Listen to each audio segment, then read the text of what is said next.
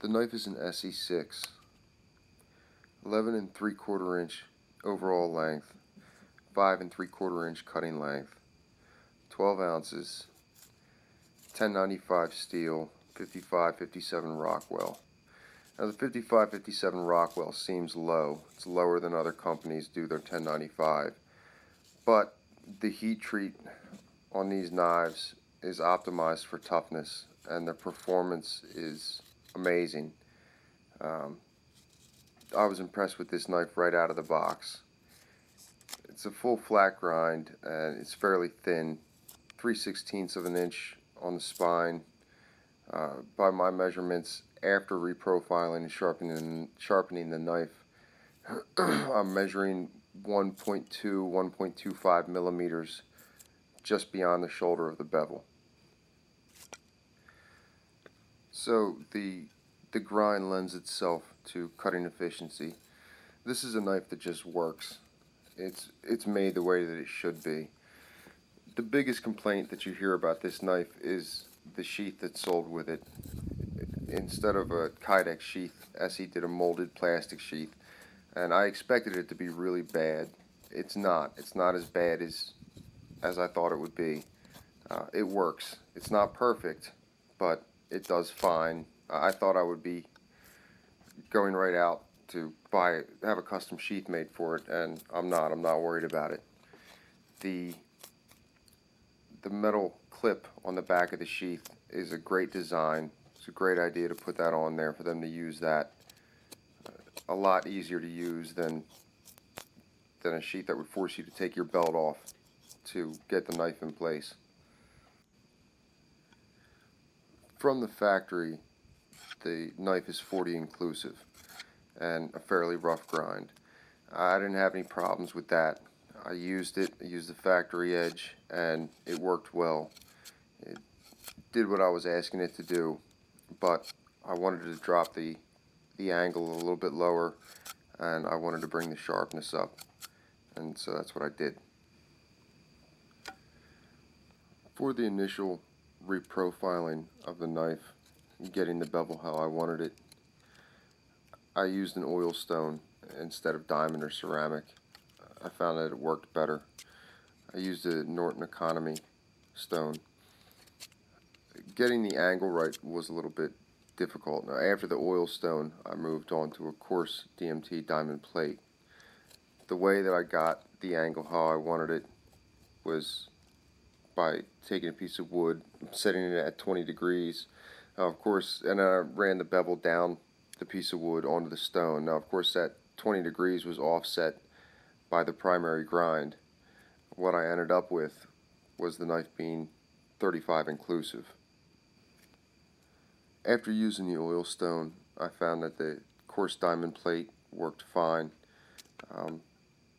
Gave me the exact effect that I wanted it to.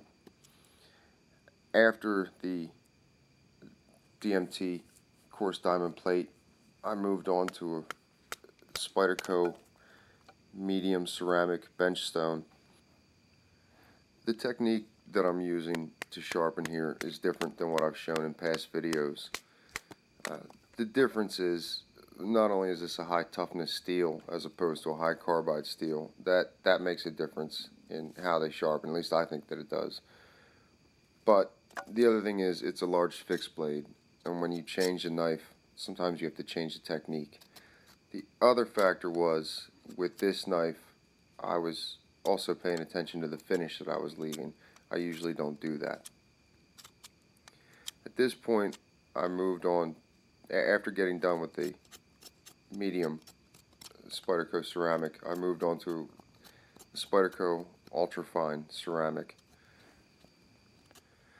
When you get comfortable with a particular sharpening technique and then you change it, you can really take yourself out of your comfort zone. But if you understand, if you know the fundamentals of sharpening and you understand what you're doing on a conceptual level, then you should be able to do it. When you understand it more than just following the steps out of an instruction manual. And it's something you should do. There shouldn't be one way that you do things. you should continue experimenting and trying new things to see what results you get.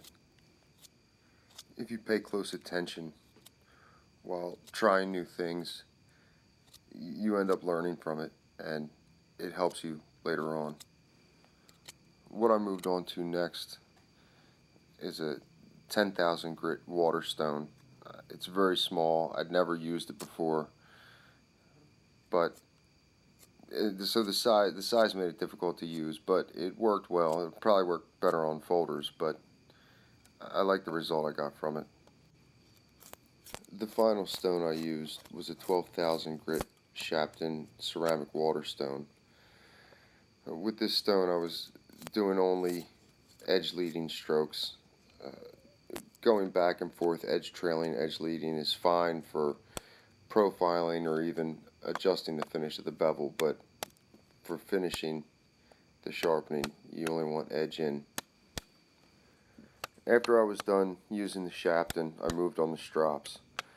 I started with 3 to 5 micron on basswood. After that, it was all leather strops. I started with half micron, then moved on to quarter micron, and what I finished with was 1/10 of a micron, or 200,000 grit. And while stropping, again, keeping in mind that it needs to be exact, just like you need to be exact with the stones. If you want a really high level of sharpness, you need to pay attention to every stroke so that you don't round the edge. In the end, I got the result I was looking for.